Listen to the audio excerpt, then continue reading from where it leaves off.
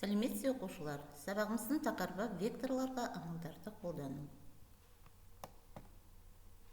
Оқу мақсаты векторларды қосу, векторды санға көбейту ережелерін білу және қолдану. Векторлардың коллинеар шартын қолдану. Екі вектор үшін А және Б векторлар берілсе, біз сіздермен қосу амалын орындай аламыз. Ол үшін біз сіздермен екі ережені қолданамыз. Біріншісі параллелограмм ережесі. Ол үшін біз сіздермен А және Б векторларын параллель көшіреміз бір нүктеге. Сосын оны параллелограммға толықтырамыз да, параллелограммның диагоналін жүргіземіз А мен Б векторының ортақ нүктелерінен. Сонда С векторы А мен Б векторының қосындысы болады. А және Б векторының қосындысы деп басы А векторының басымен, ал ұшы Б векторының ұшымен беттесетін векторды айтамыз.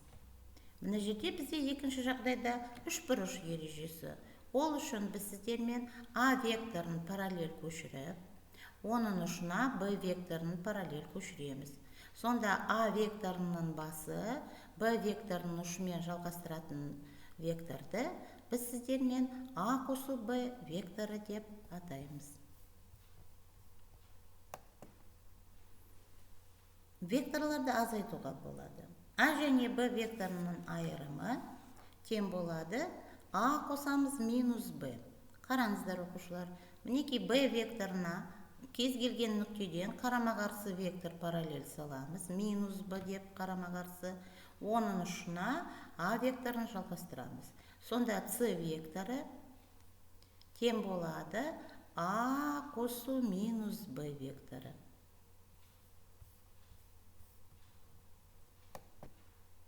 Векторларды санға да көбейтуге болады. Сандар болуы мүмкін нақты. Мысалы, бізде берілген А векторы. Біз сіздермен салу керекпіз Б векторы тең 2А-ға. Ол үшін біз сіздермен бағыттас Б векторын саламыз 2 еселеп. Міне қараңыздар суретте А 3 клетка, одан кейін біз Б векторын 6 клеткаға бағыттас қып саламыз. Сонда К деген бізде коэффициентіміз бар, мінекей жаңағы сан шығады Б векторының ұзындығын бөлінген А векторының ұзындығына. С векторы бізде шықты минус 0,15А. Біз А векторының жартысын және қарама-қарсы бағытта деп көрсетеміз.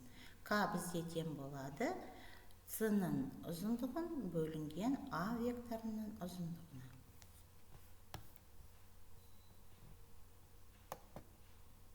Мысалы, бізге салуымыз керек П векторы тең минус 4А қосылған 1,15Б. Ол нені қосындысын салу үшін біз сіздермен минус 4А векторын салып аламыз алдымен қарама-қарсы бағытта параллель көшіріп, және де Б векторы 1,15 есе қылып.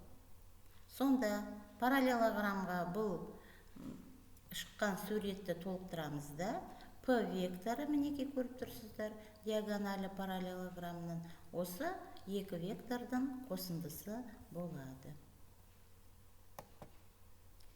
Келесі тапсырма X және Y векторларын А және Б векторлар бойынша жүктеңіздер. Жүктеңіздер деген ол тоже қосынды түрінде көрсету деген. Міне бізде беріліп тұрғаны А векторы және Б векторы. Біз сіздермен X пен Y-ті сол векторлар арқылы бейнелеуіміз керек. Шешуі.